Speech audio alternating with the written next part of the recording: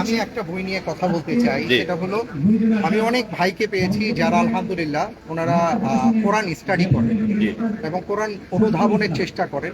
কিন্তু আমি একটা বিষয় লক্ষ্য করেছি যে যেই ভাইয়েরা কোরআন স্টাডি করেন ওনারা আর কি মাখরাজের সাথে শুদ্ধ উচ্চারণ করে তিলাওয়াতের ক্ষেত্রে অনেকের তিলাওয়াতটা জি যেই পরিমাণ আর কি যে সুন্দরটা হওয়ার কথা ছিল সেখান থেকে কিছুটা পিছিয়ে আছে।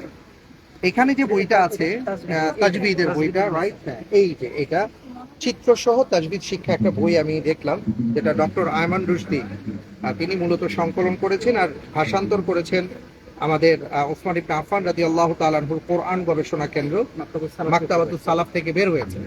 এই বইটা তারা একটু দেখতে পারেন, নিজেরা প্র্যাকটিস করতে পারেন, আবার অত্যন্ত চমৎকার ভাবে স্ক্যানারের মাধ্যমে স্ক্যান করে আপনি সেটা বের করে কিভাবে উচ্চারণ করতে হয় সেটাও তিনি প্র্যাকটিস করতে পারেন। আমরা বইটার মানে পরবর্তীতে আমি কালকে চেষ্টা করবো একটু এটার একটা রিভিউ দেওয়ার আর কি।